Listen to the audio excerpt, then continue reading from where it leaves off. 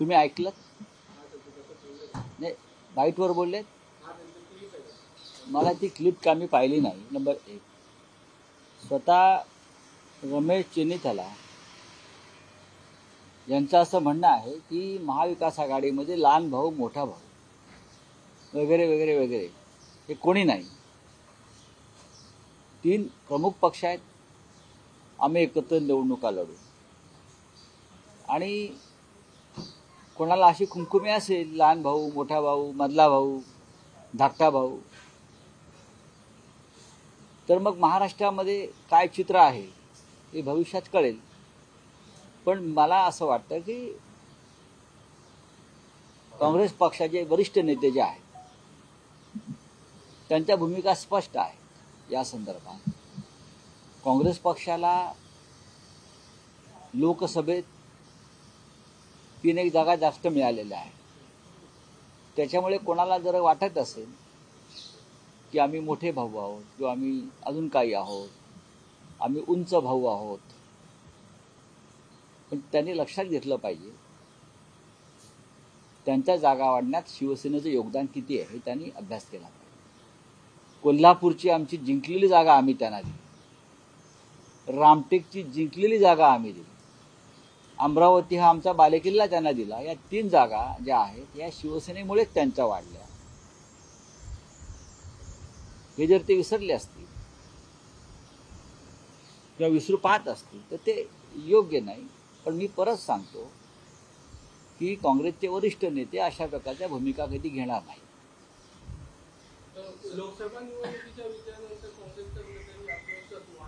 आत्मविश्वास सगळ्यांचाच वाढलेला आहे, काँग्रेसचा कशाला वाढायला पाहिजे?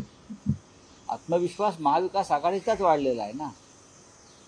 तो लोकसभेचा आत्मविश्वास होता, विधानसभेचा आत्मविश्वासासाठी परत आपल्याला काम करावं लागेल आणि त्यासाठी 3 पक्षांनी एकत्र राहावं लागेल.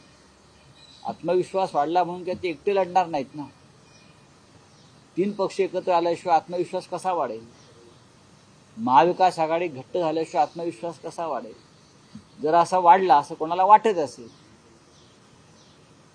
तर त्यांचा आत्मविश्वास कोणाचा आहे, काय आहे, कसा आहे, तो अभ्यासाचा विषय आहे.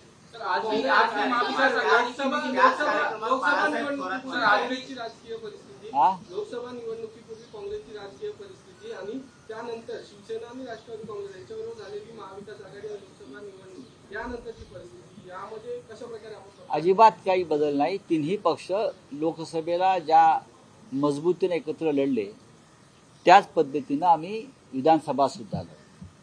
लोकसभेला जागा वाटप हे अधिक सोपं होतं कारण 48 जागांचंच चर्चा करायची होती. विधानसभेला 288 जागांचा विषय आहे. 3 प्रमुख पक्ष आहेत, शिवाय आमचे काही लहान मित्र पक्ष आहेत. त्या सगळ्यांना सामावून घेण्याची आमची भूमिका आहे.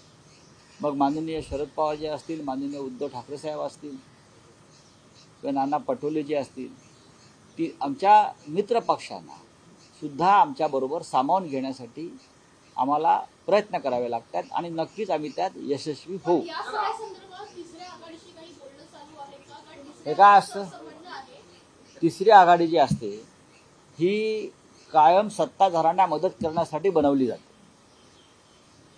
3री आघाडी जी असते हे जे सत्तेत असतात केंद्रात किंवा राज्यात त्यांना काही अडचणीचे विषय असतात, मग ते 3री आघाडी निर्माण करून विरोधकांची मतांमध्ये कशी दुफळी माजवता येईल यासाठी काम करतात. आतापर्यंतचा इतिहास आणि अनुभव तेच सांगतो.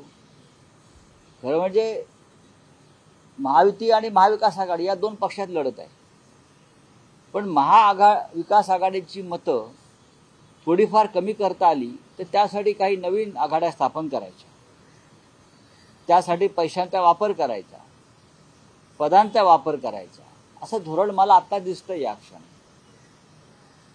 सर, महाविकास आघाडी की आज भी मीटिंग है और कुछ 5 जो सीटें हैं मुंबई में, ये गलत इन्फॉर्मेशन है.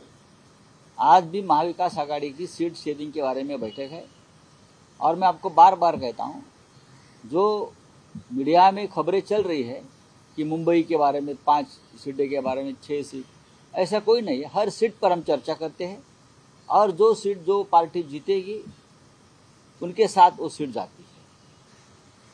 कोई सीट पर मतभेद नहीं। अगर कोई 1-2 सीट पर होता है तो हम वापस बैठेंगे, जो हमारे हाई कमांड है 3 पार्टी के वो एक साथ बैठेंगे, लेकिन कोई मसला नहीं है, प्रॉब्लम नहीं है। सर थर्ड फ्रंट जो तीसरा आघाड़ी की बात कहाँ है, क्या होता है वो तीसरा प्रयोग? ऐसे प्रयोग होते रहते हैं। जिसके पास सत्ता है वो लोग के तीसरे फ्रंट इनडायरेक्ट बनाते हैं। जो हमारे जैसी जो मजबूत महाविकास आघाड़ी है उनके वोट खाने के लिए ये third front, fourth front, second front वो बना लेते हैं। उसमें जो थर्ड फ्रंट के लोग आप देख लिए, वो तो वोट कटिंग मशीन है सब।